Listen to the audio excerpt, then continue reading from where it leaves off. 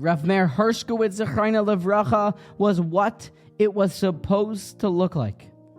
He was the role model of Torah diligence and excellence. The Stamford Rosh Yeshiva, the chief rabbi and dean of Yeshiva Bais Binyomin, who passed away yesterday. Rav Meir Hershkowitz, Zechreina Livracha, was everything to us, and now he is no longer with us.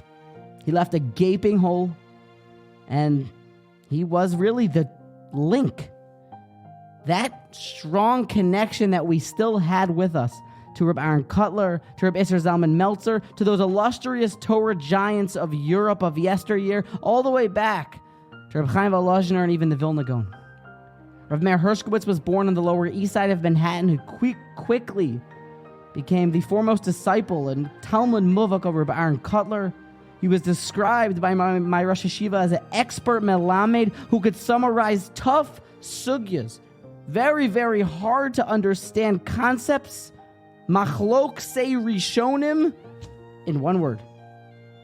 Anyone who knows his style, and anyone who knows Reb Nosson Stein's style also, they might remember how the entire sugya of a shaliach, of a messenger in the Gemara, of sending an emissary, he used to describe as a robot. And that would summarize how the Ksaisa's approach, or Rabbi Chanan's approach, and he would come up with this new way that Bachram could digest deep, tough concepts. Rav Meir Hershkowitz, Zechreina Livracha, was the Gadol's Gadol. He was who the righteous and who the saintly sought advice from. People would travel from all ends of the earth to have even a short audience with him. I met him once or twice.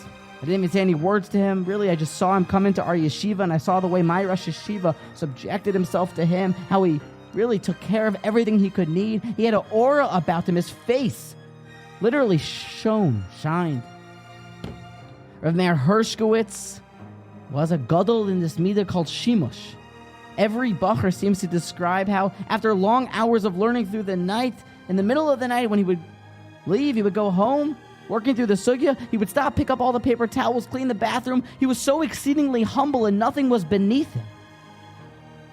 But my Rosh Yeshiva described how even though we're not really allowed or perhaps supposed to be eulogizing Torah giants if they don't want us to, as the pretty vicious machlokas about whether or not we're allowed to, even if they don't want to, or they're deceased and we can be inspired by their legacy, but the Noda B'Yehuda seemed to say that we still could do this for the Pnei Yeshua. We could eulogize him even though he didn't want. And also the Chassam Sofer, he said we could eulogize Rabbi Kiva Eger even though he didn't want, because there's so much to learn. Rav Meir Hershkowitz at my Rosh Yeshiva, you can learn from him truth. His entire essence, his whole being, his personality was to search and to find emes. The Stamford Rosh Yeshiva, Rav Meir Hershkowitz, Zechreina Livracha, would learn for hours just to get to the bottom of the topic. His life was to figure out what the Lord Almighty wants from me. What is the truth?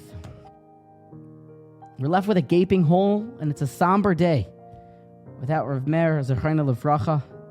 But if we can take anything, motivate ourselves a little bit, learn from his truth.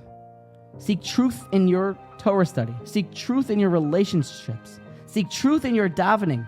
Seek truth in your mitzvah adherence. Seek truth in your life. Try to emulate this great gadol who is no longer with us, Rav Meir Hershkowitz. Zechusai Yagain Aleinu.